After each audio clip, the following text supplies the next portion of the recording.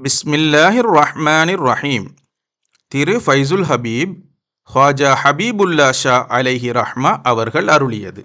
அத்தியாயம் 19. அவுலியாக்களுக்கு சித்தியாகும் அகவிளக்கமும் அபூர்வ நிகழ்ச்சிகளும் சூட்சுமத்தின் விளக்கத்தாலேயே உண்டாகின்றன. ஏனென்றால் சூட்சும சரீரம் ஜடலங்கள் அனைத்தையும் அடைய வளைந்ததாக இருக்கின்றது. பூத உலகம் உண்டாவதற்கு முன்பு மீசாக் எனும் நாளிலே ஆத்ம உலகிலே சகல ஆத்மாக்களும் சூக்கும சரீரத்துடன் இருந்தன. இப்போது அந்த சூக்கும சரீரத்துக்கு இந்த பூத உடல் இருப்பிடமாக இருக்கின்றது. அதற்கு தூக்கமோ மரணமோ கிடையாது. ஸ்தூல சரீரம் அதற்கு போர்வையாக இருக்கின்றது.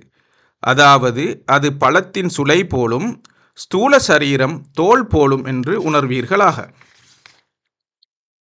அலஸ்து பிரப்பிக்கும், நான் உங்கள் இறைவன் அல்லவா என்னும் வினா இந்த சூட்சுமத்தை நோக்கியே கேட்கப்பட்டது. அது இந்த ஸ்தூலத்தில் அடைபட்டிருப்பதால் தஜல்லியாத் எனும் இறைவனின் வெளிப்பாடுகளும் தாசிராத் எனும் குணப்பாடுகளும் அதில் காணப்படுவதில்லை. இந்த பூத சரீரத்தின் சிறையை விட்டும் வெளியேறுவதனால் கஷ்ஃபு எனும் அகத்தெளிவு ஏற்படுகின்றது. இதற்கு ஆத்மீக சரீரம் எனப்படும். ஏனெனில் அது தோற்ற தேட்டமுடையதாக இருக்கின்றது. இதில் உள்ளமென்று கூறப்படுவது தீர்க்க திருஷ்டி என்றும் சொல்லப்படும். மாமிசத்துண்டாகிய இருதயத்தை நீ உள்ளம் என்று எண்ணுகின்றாய். உண்மையான உள்ளம் அகம் என்பதை நீ விளங்கிக் கொள்ளவில்லை என்று மௌலானா பஹரி ரஹ்மத்துல்லாஹி அலைஹி அவர்கள் கூறுகின்றார்கள். இதுவே ரூஹே இன்சானி எனும் ஹக்கீக்கத்தே முஹம்மதியாவின் நிழலாக இருக்கும். நபிபெருமானார் ஸல்லல்லாஹு அலைஹி வஸல்லம் அவர்கள் சந்நிதியிலே ஜிப்ரீல் அலைஹிஸ்ஸலாம் அவர்கள் இந்த சரீரத்தை கொண்டே பிரசன்னமானார்கள். தனக்கு வேண்டிய எந்த ரூபத்தையும் எடுத்துக்கொள்ள இந்த சூட்சும சரீரத்துக்கு சக்தியுண்டு. ஜீவியம், சுகவாழ்வு, வியாதி முதலியன அகத்தின் மீதே ஏற்படுகின்றன. இந்த ஜடலத்தை விட்டு நீங்கிவிட்டால் அதற்கு மரணம் என்று சொல்லப்படும். ஆனாலும் அது நாசூத் எனும் ஜடலத்தை விட்டும் வேறானதன்று. உண்மையில் இவ்விரண்டும் ஒன்றே. ஆனால் அந்த ஸ்தூலங்களின் மாறுபாட்டில் வித்தியாசம் சொல்லப்படுகின்றது. ஜடலத்தை தவிர சூக்கும சரீரத்துக்கு வேறு இருப்பிடம் இல்லை.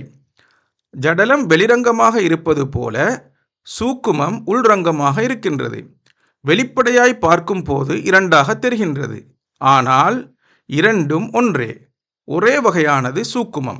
இந்த சூக்குமம் வஹதத்தின் நூரே முஹம்மதியாவின் நிழலாக இருக்கின்றது.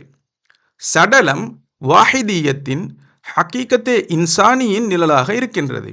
இவ்விரண்டுக்கும் இடையில் மூச்சு சுவரை போல இருக்கின்றது. சூட்சும சரீர அந்தஸ்தை அடைந்தவருடைய நிலை பகாவெனும் நித்தியானந்த நிலையாக இருக்கும். இவ்வித நித்தியானந்த நிலையை பெற்றவர்களே அவுலியாக்களின் கூட்டத்தில் சேருவார்கள். இவ்விஷயம் ஹதீஸ் குதுசியில் உள்ள மறைவான பொருளாகும். முக்கியமாக இரண்டே லட்சணங்களை கொண்டு அந்த அகம் வர்ணிக்கப்படுகின்றது. அதாவது பார்ப்பதும் உணர்வதும் இவையல்லாமல் அகம் இல்லை.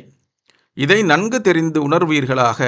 அதாவது மசலு நூரிஹி கமிஷ்காத்தின் ஃபீஹா மிஸ்பாஹ், அவன் வெளிச்சத்துக்கு உவமை ஒரு மாடக்குழியில் பளிங்கு கண்ணாடியுள் இருக்கும் விளக்காகும். குர்ஆன் அத்தியாயம் 24 வசனம் 35. இன்சான் ஜாமியுல் மராத்திப், எல்லா அந்தஸ்துக்கும் இலக்கு. அதாவது அஹதியத்திலிருந்து அஜிசாம் வரையிலுள்ள 6 மர்த்தபாக்களும் ஒருங்கே சேர்ந்த 7வது மர்த்தபாவாகிய இன்சான் இவனாகும். எனவே இந்த மர்த்தபாக்களையும் உவமானங்களையும் இன்சானிலே தெளிந்து கொள்ள வேண்டும். ஹக்கை ஹல்கில் ஹக்காக காணாத வாழ்நாள் துக்கமாம். இதிலுள்ள உதாரணங்கள் அனைத்தும் இன்சானிலேயே காணப்பட வேண்டும். மேல் சொன்ன திருக்குர்ஆன் திருவாக்கிலுள்ள நூர் என்பது முஅமினுடைய அகஜோதி என்று ஹசரத் அஃபீஃப் பின் கஃப் ரலியல்லாஹு தஆலா அன்ஹு அவர்கள் கூறுகின்றார்கள். இன்னும் ஹசரத் ஸைத் இப்னு அஸ்ரம் ரலியல்லாஹு தஆலா அன்ஹு அவர்கள் லவ்ஹுல் மஹ்ஃபூல் எனும் விதிவசப்பட்டோலை என்னும் திருக்குர்ஆனிலே குறிப்பிடப்பட்டிருப்பதும் முஅமினுடைய இந்த உள்ளம் எனும் அகம்தான் என்கின்றார்கள். அர்ஷ் அல்லாஹ் தாலா தான் நாடியபடி தரிப்பட்டிருக்கும் ஸ்தானமாகும். குர்ஷி, ஆசனம், 7 வானங்கள் முதலியவற்றையும் உன் அகத்தின் உள்ளேயே நீ கண்டுகொள்வாயாக என்று ஹதீஸே குதிசியின் கருத்தை சூஃபிக் கவிஞர் ஒருவர் பாடியுள்ளார்கள்.